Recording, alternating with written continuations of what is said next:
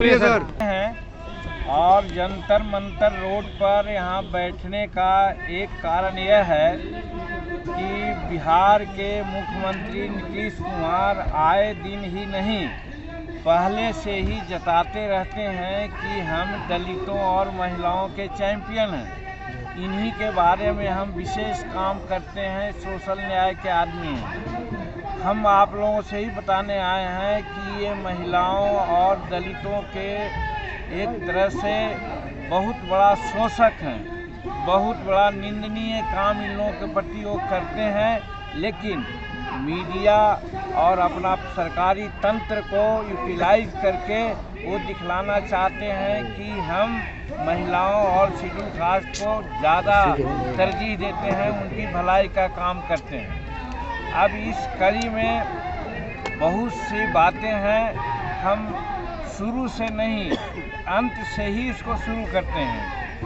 आपने देखा अभी हाल में कि भीम संसद नाम के एक मीटिंग बुलाई थी उन्होंने नीतीश कुमार ने। वो ज़बरदस्ती टोला सेवक, विकास मित्र, शिक्षा मित्र इत्यादि जो संवेदना पर थे, संविदा पर सबको उन्होंने बुलाया ये कह करके कि महिलाओं को और शेड्यूल कास्ट को 10-10 को 20-20 को लाओ और नहीं तो सबको नौकरी हम ख़त्म कर देंगे, और यदि लाओगे तो हम सबको सरकारी कर्मचारी घोषित कर देंगे। ये पहला इशू हुआ, लास्ट का इशू। और जब उन्होंने घोषणा नहीं की तो आप लोग देख सकते हैं बहुत सा ऑडियो आया है जिसमें लोग नारा लगाया कि नीतीश कुमार मुर्दाबाद, नीतीश कुमार हाय हाय, क्योंकि सरकारी घोषणा उन्होंने नहीं की इन लोगों को। ये हुआ अंतिम कड़ी का पहला सूत्र। दूसरा सूत्र है आपको कि विधानसभा में जीतन मांझी जो पूर्व मुख्यमंत्री रहा है और नीतीश कुमार से उम्र में भी बड़ा है, नीतीश कुमार 74-75 के हैं और जीतन मांझी 80 वर्ष के हैं। नीतीश कुमार 85 में विधायक बने, आगे मंत्री बने, और जीतन मांझी 2080 से विधायक और मंत्री रहा। और तीसरी बात कि अगर क्वालिफिकेशन की बात है तो वो 67 या 68 में डिग्री लिए हैं विज्ञान से, और जीतन मांझी 66 में ऑनर्स के साथ डिग्री लिया था। किसी भी परिस्थिति में जीतन मांझी उनसे जूनियर नहीं था।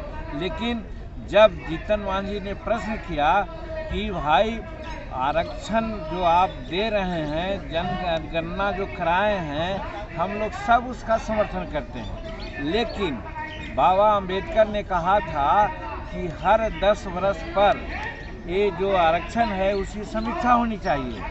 आप महोदय 18 वर्ष शासन किया बिहार में, आपके बड़े भाई 15 वर्ष शासन किया, 33 वर्ष शासन आप लोगों ने किया। 3 बार इसकी समीक्षा होनी चाहिए थी। कितने बार आप समीक्षा दिखिए, मैंने बता सकते हैं कि बैकलॉग कितना है, तो कुछ नहीं बोले। फिर हम बोले कि 1971 में रोस्टर नियम लागू है बिहार में, और 1971 से रोस्टर नियम का लागू का मतलब है कि प्रमोशन में आरक्षण शेड्यूल कास्ट, शेड्यूल ट्राइब्स के लोगों को देना है। हमने पूछा कितना दिया है आप, उन्होंने नहीं बताया। तो हमने कहा कि अभी तक मात्र 3.7% ही आरक्षण दिए हैं 1971 से आज तक। तो फिर इस प्रकार से आप बढ़ा रहे हैं कोटा कि 20% देंगे, 25% देंगे, वो तो ठीक है, लेकिन कितना दिए हैं उस पर भी मैकेनिज्म तैयार कीजिएगा। इस पर वो लोग आ गए एकदम अपभ्रंश शब्द पर। तुम कुछ नहीं जानते हो, तुमको हमने बनाया है। ये मीडिया वाले लोग इसका नाम क्यों बार बार उछालता है, ये एकदम नकारा आदमी है, इत्यादि इत्यादि, मैंने लगा कि जैसे कोई पागल आदमी बक रहा हो। हमने उनसे सिर्फ यही कहा कि माननीय नीतीश कुमार जी, आप ये गलत बोल रहे हैं। इस पर उन्होंने कोई जवाब नहीं दिया, और स्पीकर से हम लोग कहा कि चूंकि विधानसभा में थे, अगर अगल बगल रहते तो कुछ बात भी हो सकती थी। लेकिन विधानसभा में थे, हम लोग एक डिसिप्लिन विधायक के रूप में विधानसभा के अध्यक्ष महोदय को बोल रहे थे कि माननीय अध्यक्ष महोदय, आप अपने नियमन की धज्जियां उड़ा रहे हैं। आपने नियमन दिया था कि जिसको हम पुकारेंगे वही बोलेगा। हमको उन्होंने पुकार लिया था, हमको 3 मिनट का समय दिया था, हम 2 मिनट बोले थे। इसी बीच में नीतीश कुमार उठ गया। बोले क्या? जिसकी चर्चा हमने किया। हमने कहा कि जब वो बोल लिए, बैठ गए, तो कहा माननीय अध्यक्ष से कि अब उनका समय खत्म हो गया, तो हमको बोलने का मौका दीजिए।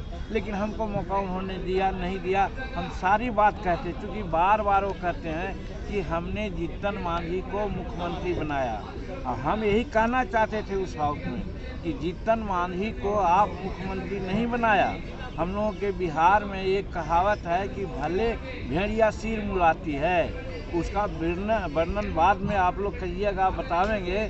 मतलब हुआ कि जब 2014 में पार्लियामेंट उनके नेतृत्व में सब हार गए लोग, तो सब उनको इस्तीफा के लिए वाध्य कर रहे थे। तब उन्होंने चुना कि हम ऐसा कोई कच्चा चारा या सस्ता चारा चुने जिसको मुख्यमंत्री बना दें, वो हमारी बात को सदा मानते रहेगा।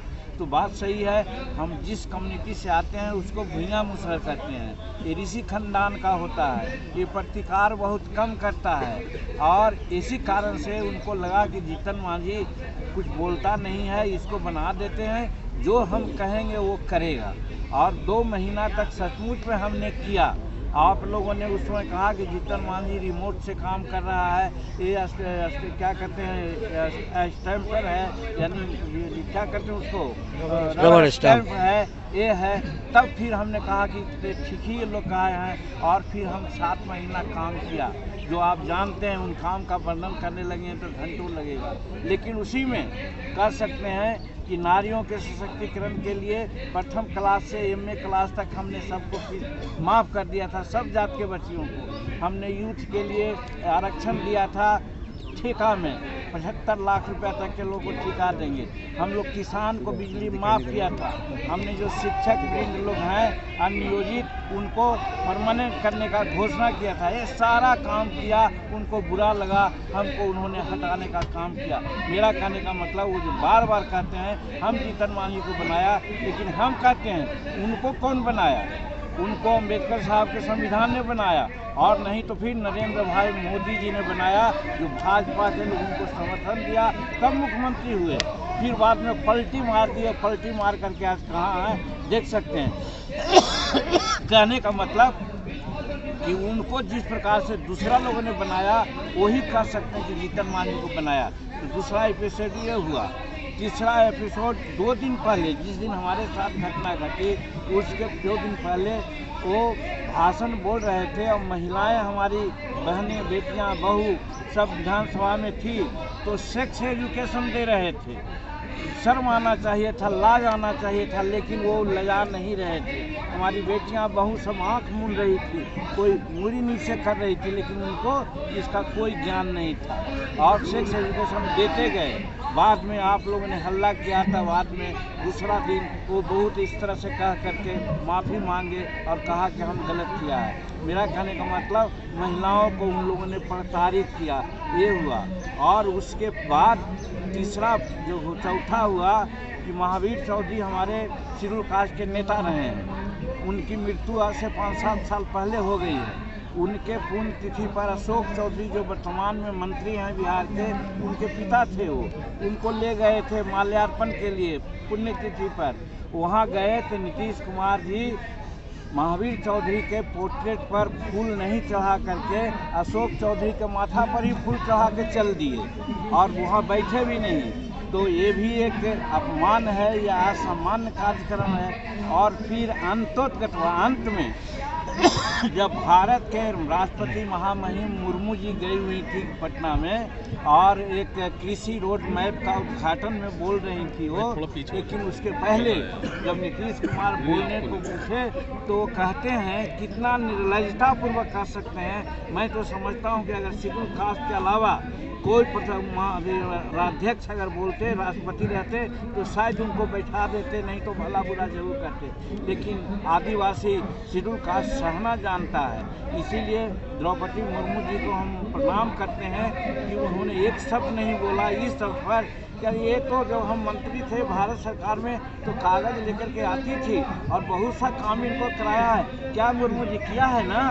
इस तरह का कहना एक साधारण सामान्य मानसिकता का काम नहीं है। ये सारा काम उन्होंने किया।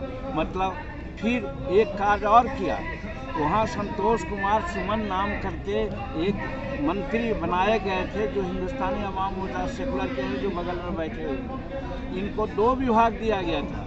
जब हमारी ज़रूरत थी, हम 5 विधायक थे तो उनको ज़रूरत थी तो 2 विभाग दिया इनको। और जब राजद के संपर्क में आ गए तो इनका विभाग काट दिया, माइनर इरिगेशन। और जब 6 महीना साल भर संतोष कुमार रहे तो वहाँ माइनर इरिगेशन को कोई नहीं जानता था। दक्षिणी बिहार में माइनर इरिगेशन का बहुत स्कोप है। वहाँ ताल तलैया नदी नहर पानी बहुत है और इसी से जमींदारी पीरियड में भी पटवन होती थी और ग्राउंड वाटर रिज्यूम होता था। ये काम संतोष कुमार जब करने लगा तो उनके जो सिपा सलार हैं समझाया कि अरे उधर मुख्यमंत्री जीतन मांझी को बनाया, वो काम करने लगा था। तब हम लोग कहा कि काम करेगा 6 महीना और तो आपको कोई मुख्यमंत्री नहीं रहने देगा और हटाइए उसको। तो जीतन मांझी को हटा दिया। और फिर इधर कहने लगा कि देखिए ऐसे ही आप गया जिला में 0 हैं, वहाँ 3 विधायक हिंदुस्तानी अवाम मोर्चा का, 3 या 4 विधायक भाजपा का और 2-3 विधायक राजद का, 10 विधायक बटा हुआ है। वहाँ जदयू का कोई नहीं, रोने वाला भी नहीं है। तो लोग यही कहा कि अभी तो आपका कोई रोने वाला नहीं है और संतोष कुमार माइनर इरिगेशन लेकर के 6 महीना और रहेगा तो गांव-गांव घर-घर आहर ताल तिलैया बना देगा तो सब तो उसी को मानेगा, फिर तो आपको कोई नहीं वोट देगा। तो उन्होंने उस विभाग को छीन लिया। फिर बाद में जब हम उनको बोलने लगे कि देखिए आप शराब नीति जो चला रहे हैं, शराब नीति का समर्थन हम लोग सब किया, लेकिन उसका जो क्रियान्वयन हो रहा है वो बहुत गलत हुआ है। और गलत ये हो रहा है कि आज 5 लाख लोग शराब के चलते का इम्प्लीकेटेड है, उस पर कार्रवाई हो रही है। उसमें 3 लाख शेड्यूल कास्ट के लोग हैं, गरीब हैं, वही लोग जेल में हैं या बेल में हैं।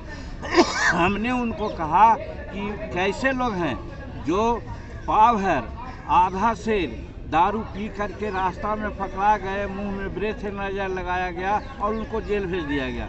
कभी नहीं देखा कि उनके बच्चे, उनकी पत्नी, उनके लोग क्या खाएंगे, चूँकि कमाने वाला वही था, कमा के जा रहा था, अपना शारीरिक कष्ट को मिटाने के लिए पावर पी लेता था। ऐसा होता है वहाँ। और इसको उन्होंने जेल भिजवा दिया, वहाँ का पुलिस लोग भी उनके कहने पर जेल भिजवाया। लेकिन हजारों हजार लीटर, हजारों हजार कार्टून खिलने वाला जो तस्कर है उस पर कोई कार्रवाई उन्होंने नहीं किया। हम नीतीश जी को बार बार कहा करते थे कि आप समीक्षा कीजिए, आया नहीं तो इसको बदल दीजिए। और यही कारण है कि हम आज भी कहते हैं, आप लोगों के सामने भी कहते हैं कि अगर हमारे समर्थित सरकार बनेगी या हमारे सरकार बनेगी तो हम 2 काम करेंगे। इसमें एक काम तो करेंगे कि गुजरात मॉडल का शराबबंदी नीति अपनावेंगे, जहां हर चीज़ कायदे से अलाउड है, कहीं कोई कुछ नहीं हो रहा है। वही बिहार में भी हम लोग करेंगे। और नहीं तो शराबबंदी को हम लोग तोड़ देंगे। आज शराबबंदी के चलते जल्दीबाजी में चोरी से लोग शराब बनाता है तो विषैला शराब बना रहा है, इससे हजारों मृत्यु हो रही है। लोग पीता है, 50 वर्ष 60 वर्ष में वो मर रहा है। तो कहने का मतलब दलितों का एक तरह से हत्या कर रहे हैं इसके नाम पर भी। बालू नीति भी उनकी रही है, जिसके चलते वहाँ की नदियाँ सब गहरी हो गई है, सबका पानी खारा हो रहा है। और ऐसा हो रहा है कि वो उसमें जो लोग जो मजदूर लोग काम करते थे वो मजदूरी मांगता है तो उसको लोग बालू में गाड़ देता है, क्योंकि 30 मीटर 25 मीटर गड्ढा करता है, होना चाहिए 3 मीटर। तो इस तरह से उन्होंने गड़बड़ी किया है। और एक ताड़ी है, ताड़ी बहुत नेचुरल जूस कहा जाता है, उसको भी बंद कर दिए हैं। उसमें भी गरीब लोग ही काम करता था। तो इस तरह से गरीब और महिलाओं को नीतीश कुमार प्रताड़ित किया है। आज साबित करना चाहते हैं हम, जितनी बातें आप लोगों के माध्यम से अनुरोध करते हैं, ईमानदारी पूर्वक ये बात पब्लिक डोमेन में रखी जाएगी तो साबित हो जाएगा कि नीतीश कुमार महिलाओं और शेड्यूल कास्ट के दुश्मन हैं, उनके हित में कभी कोई अच्छा काम नहीं किया। इसीलिए आज हम लोग धरना पर आए हैं और आज हवन करेंगे कि भगवान उनको सद्बुद्धि दे और नहीं तो उनकी जो दुरात्मा है उसका नाश हो। सर नीतीश कुमार जी के नेतृत्व में बिहार के फ्यूचर को कैसे देखते हैं आप? एकदम